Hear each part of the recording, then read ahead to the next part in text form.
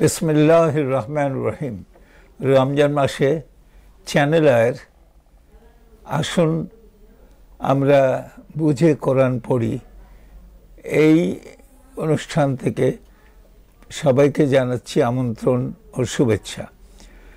আমরা আজকে আলোচনা করব ঠিক রমজান মাসের কথাই।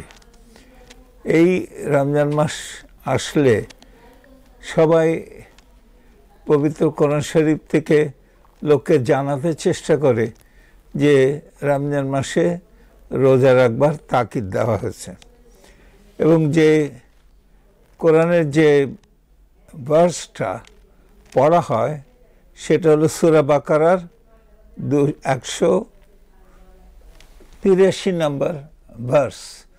এটা হলো ইয়া আইয়ুহাল্লাযীনা আমানু কুতিবা আলাইকুমুস সিয়ামা কামা কুতিবা আলাল্লাযীনা মিন ক্বাবলিকুম লাআল্লাকুম তাত্তাকুন। আমি আবার বলছি, ইয়া আইয়ুহাল্লাযীনা আমানু, হে মুমিনগণ যারা ঈমান এনেছো, কুতিবা আলাইকুম, কুতিবা এটা ওয়ার্ডটা বেস ওয়ার্ডটা কিতাব, মানে যেখানে প্রেসক্রাইব করা হয়েছে, বিধান দেওয়া হয়েছে। কুতিবা আলাইকুমুস, তোমাদের জন্যে এই বিধান কি দেওয়া হলো? সিয়াম।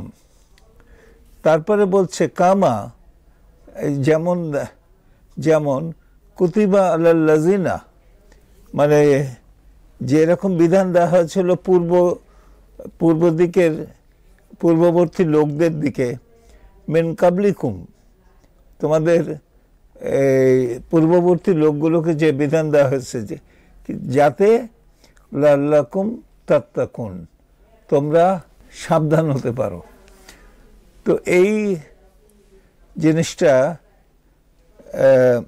দুটো জিনিস আছে এর মধ্যে। সেটা হলো যে সিয়াম শুধুমাত্র ইসলাম ধর্মে যে আমরা পেয়েছি তা না, আল্লাহ এই ধর্মের আগে যেসব কিতাব নাজিল করেছেন সেই সব কিতাবে রিভিলড রিলিজিয়ন্সে কিন্তু মানব জাতির জন্যে একটা প্রেসক্রিপশন ছিল ফাস্টিং।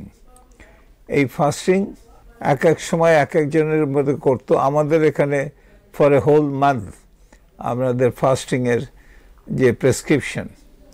তো যাই হোক, এইটা আমরা আগেই বলেছি যে ইসলাম ধর্মের একটা বড় পাঠ হচ্ছে যে এর আগে যেসব ধর্ম আল্লাহ তাআলার কাছ থেকে এসেছিল সেইগুলোর কেতাবগুলোকে রেকগনাইজ করা, স্বীকৃতি দেওয়া।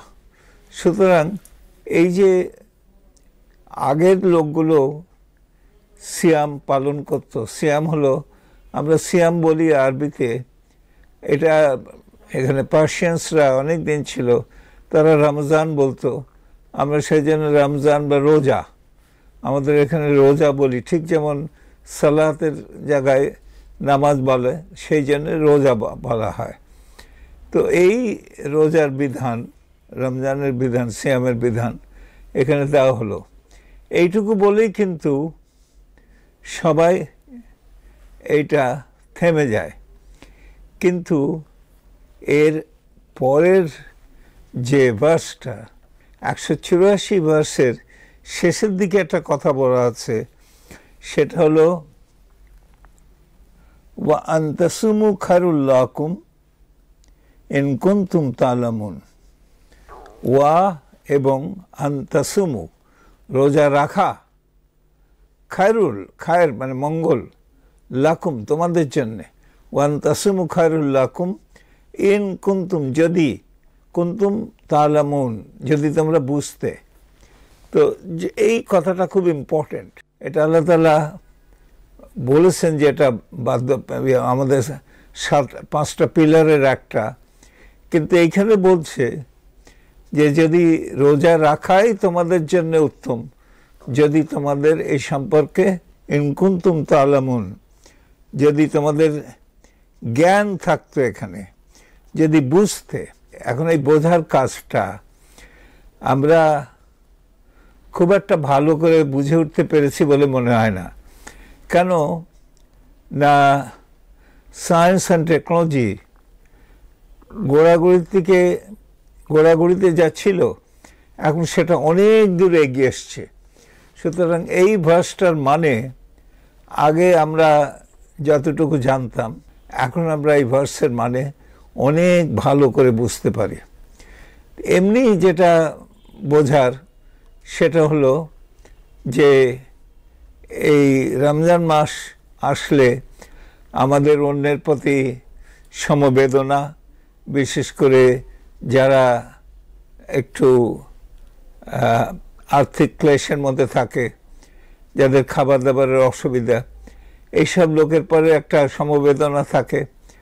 মানুষের ক্রোধ যেটা আছে সেটা কমাবার চেষ্টা করে, মানুষ একটু শান্ত সমাহিত হওয়ার চেষ্টা করে, এবং এইখানে এই সময় কিছু হরমোনস বডিতে রিলিজড হয় যেগুলো মনকে শান্ত সমাহিত রাখে। তো এই ফ্যাক্টসগুলো আরও বেশি ফ্যাক্টস জানা যাচ্ছে। তবে আমরা যে বায়োলজিক্যাল এফেক্টস সেটা রোজাটা তো রাখা হয় বডির পরে। তো সবাই বলে আছে ঠিক আছে, বডির পরে রোজা রাখা হয় মানে খাদ্যদ্রব্য গ্রহণ না করা, সকালের ভোরের একটা পিরিয়ড থেকে এবং সন্ধ্যায় একটা পিরিয়ড পর্যন্ত সকাল কোনো রকম খাদ্যদ্রব্য গ্রহণ না করা, সেটা বডির ব্যাপার। তাহলে এই বডিটা কি লাভ হয় না খেয়ে? এখানে প্রশ্ন হচ্ছে, এই বডি যদি যখন আমরা জন্মায়, এই বডি একটা কারখানায় কুদরত বলা যেতে পারে। এটা আসলে একটা সিস্টেম অফ সিস্টেমস। এই যে আমি দেখছি, এটা একটা অপটিক্যাল সিস্টেম। যে আমি কথা বলছি, শুনছি, এখানে এটা একটা অ্যাকস্টিক সিস্টেম। তারপরে আমি জিনিস টেনে তুলছি, নামাচ্ছি, এটা একটা মেকানিক্যাল সিস্টেম।